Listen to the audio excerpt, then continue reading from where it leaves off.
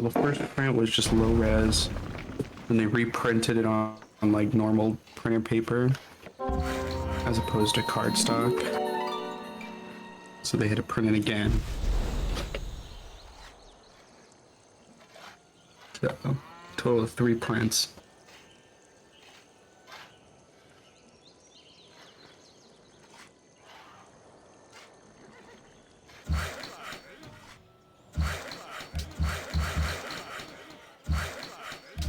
Hmm.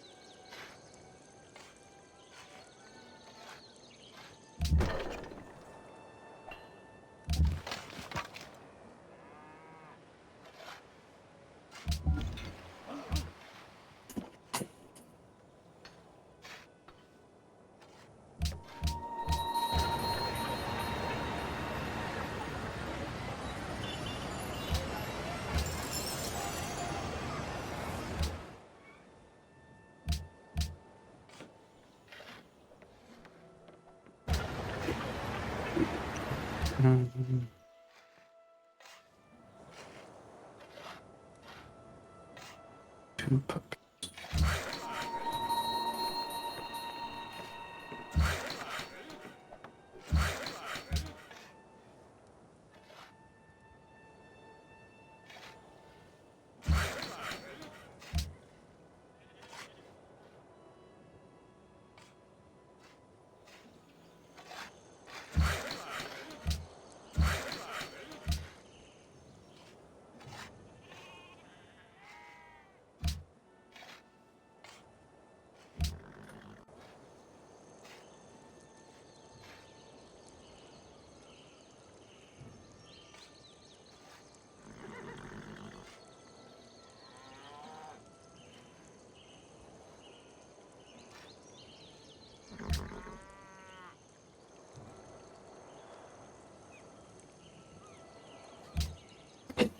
Oh goodness. Yes. There you go.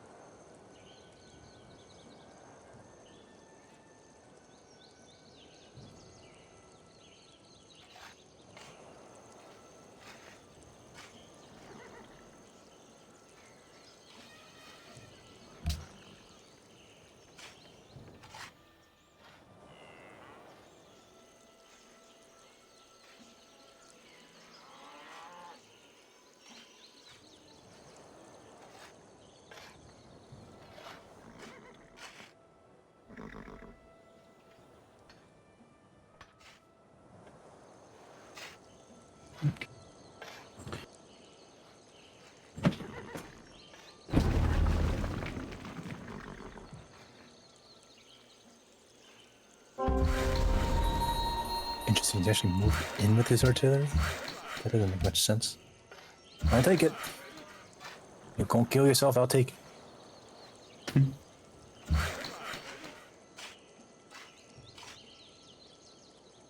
Oh, more rebels.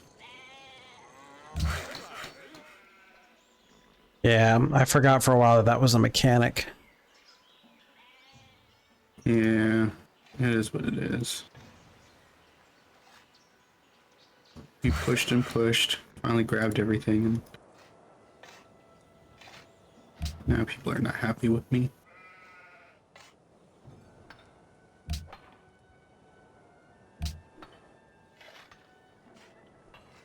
A good thing the rebels have been pretty weak so far.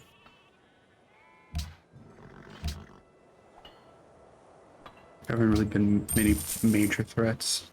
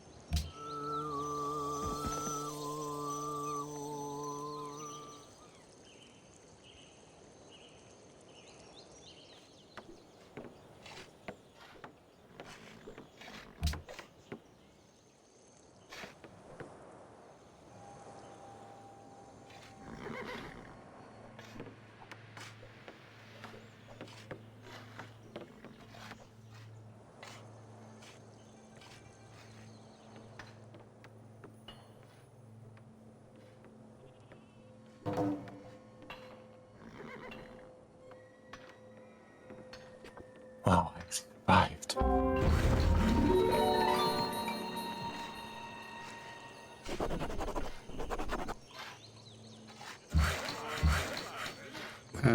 How you doing on happiness, Mitchell? I have 3. Okay. So, I'm gonna hold on to the furs I have for first. a You're little good. bit. Okay, perfect. Yeah, I got him from Braga. Okay. Because getting my furs back is gonna prevent rebels from appearing.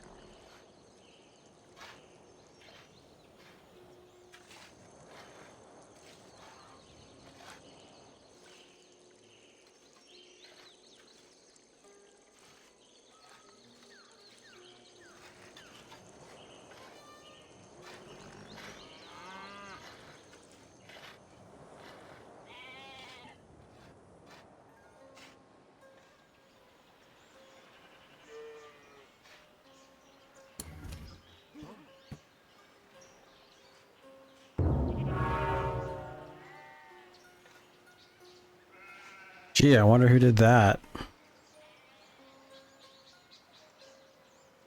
Could be anybody.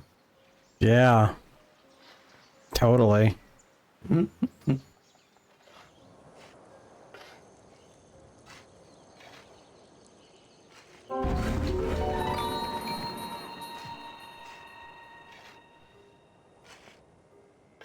like all the units ASCII has been bringing over.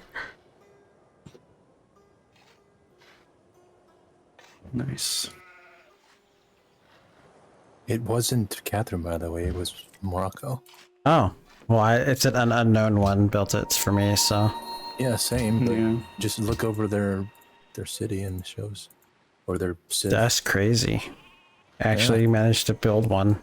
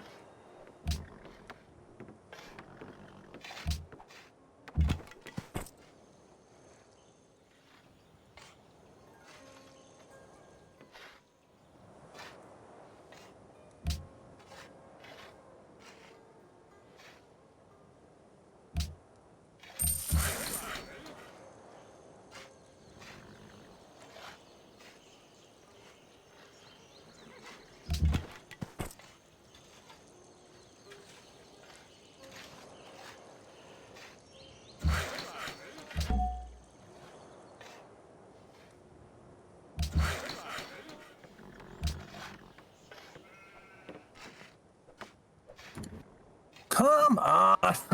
It says this 72, it does 58, and guess how much HP is left? 1. 1. Nice. Man, the game really loves just giving you those single units. Or single digits. Yes, I love it so much. And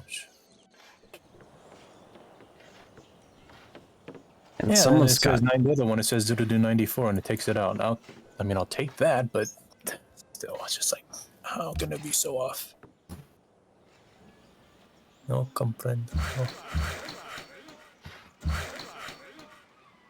No comprendo. I'll show you no comprendo.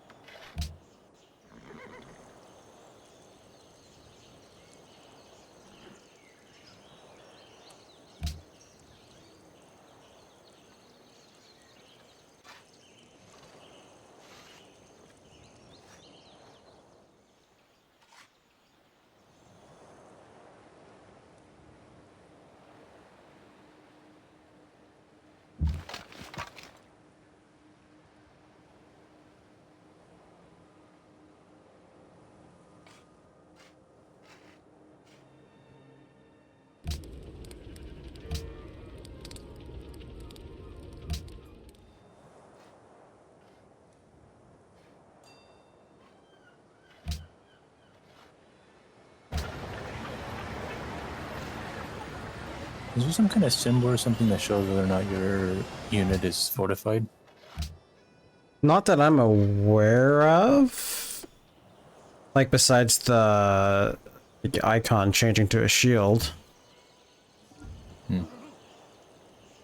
Doesn't show how much. Okay. Looks like she's somewhat withdrawing. For now.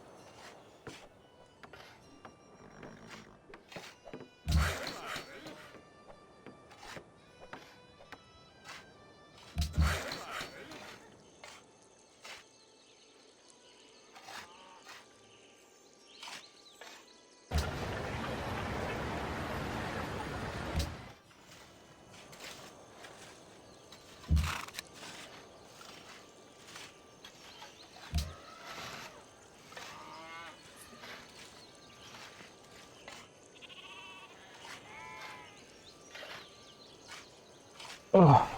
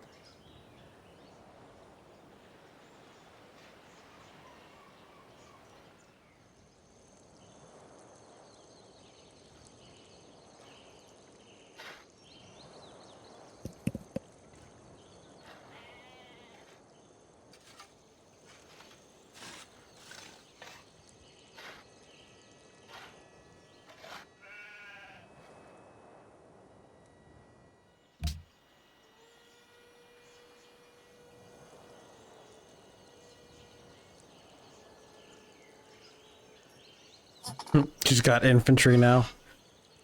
Ooh, that's gonna hurt. Who does? Catherine. Whoa, what's happening in Timbuktu? What are they at war with? Syria. Interesting. Syria's making their way in.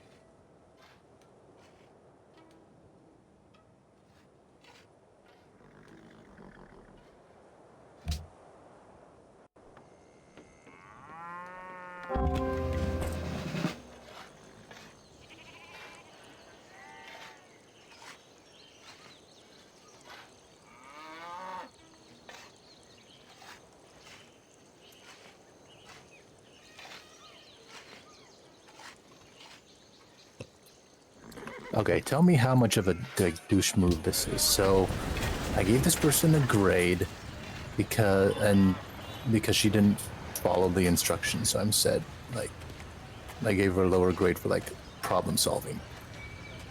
But I gave her an okay grade for drafting because I graded really the only section that she was supposed to write about.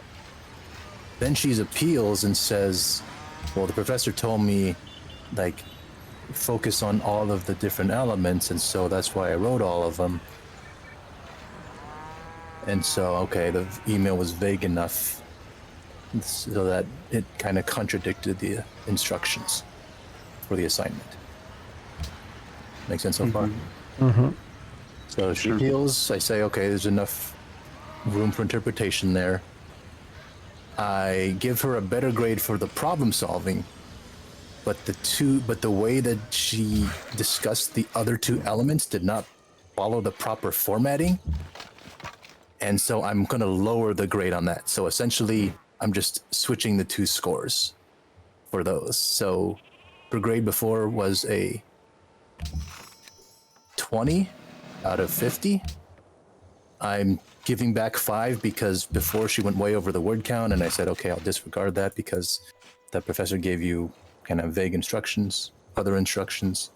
So move that up to a 25, and her score would essentially remain the same. It was just I would switch the two between the problem solving and drafting. Do you think that's like a really like douche move? No, I think that it's going to be a kind of a disappointment that might, you know, she's obviously appealing for a better grade, but it's like, well, now I'm grading something that you didn't do as well, so. Right. So it's like if you, I mean, that's the gamble of the appeal process, is you're kind of hoping that the TA is just very quickly scanning over it and like not paying super much attention outside of a few particular constraints. And so now you're asking, like, the appeal isn't just like, I want this one thing changed, it's I'm gonna look over the whole thing again. Like you're just giving me context on where to start looking. So I mean no matter what, you're justified. You're the person that decides. True. But yeah, if she's like, I really want you to take another look, say, okay, I'm going to take another look. And yeah, you're right that this is, you know, there was this mistake that I might have missed or wasn't communicated clearly to you, and so you shouldn't be penalized for that. However, you know, now that upon further review, just like you said, you didn't really answer or didn't address what was specified. Or at least not in the way that we want you to, because there's It's like I didn't grade, I didn't mark you down for this because it wasn't part of the grade, but now that you're saying it's included in the grade, I'm like, okay, we're gonna get marked down for it now, because yeah, that's essentially what I said. I improved the legal problem and solving, or the problem solving and analysis grade because you did cover the issues, but I lowered the drafting grade because you did not follow the proper like section instruction. Right? You give the issue, you give a rule, you apply the rule, give a conclusion. It's like you didn't you mix them up. Like one paragraph had like parts of all three. That's not how it's supposed to be. Right. Another section, it's only one paragraph. It's like you're supposed to separate it into paragraphs. You didn't give the conclusion. All you did is like restate the facts. It's like, and okay. Yeah, I think there's enough room for you to make that case. You know, honestly, if she gets upset, she gets upset. But yeah, again, you're well within your right to make that case, and it shouldn't be, you know, if she pushes back, she pushes back. Yeah. Worst case is like, all right, I'm gonna look at it again. I would say that as a student, I would definitely be annoyed because obviously I want a better grade and I want to be acknowledged for the work I do. And to put this in perspective, I took an online music class years and years ago for electives or whatever. And I emailed the teacher like several times saying, hey, like, I don't know why I got this wrong. Because it's basically an open book because they can't do anything about that. I said, hey, look, I went in the back of the book to look at the definitions for terms to answer the exam. How did I get this wrong? Like it says specific, and it's like when basically he gave up after the third time. I'm like, it's like, yes, you give one definition, but you don't say don't look at the book, right? yeah, and it's like you assign this textbook. It's like the heck. Like I mean, like as a student, like I totally get why I might end up being unhappy, but at the same time, it's like, well, the reason why you didn't get, I was lenient before and didn't give you a worse grade for doing work you weren't supposed to do, and now that you've said, well, this should be included, okay, I'm including the work, and that's the positives and the negatives, and it ends up balancing itself out, so no change was ended up being made. Yeah. Yeah, I think if anything, you just have to communicate clearly why the shifting first, and just like acknowledge, okay, I'm hearing your concern, I'm addressing your concern, but you know, you can also just mention too, you know, part of a review like this is a complete reassessment of the assignment. So under a closer inspection of your assignment, you know, these flaws came out a little bit clearer, and it requires a full address. It wasn't even clear though, because I think Michael was saying he didn't even grade the flaws because they weren't part of the assignment. Yeah, so it's like yeah, you were like the assignment was to only focus on one element. She ended up talking about all three, and I'm like, well, okay, I might give comments, but it's not going to go my final grade. I'm just going to lose points for for just going over the word limit essentially. Right. It's all unnecessary. Like I didn't grade necessarily based on that. I just took off points for going over the word limit.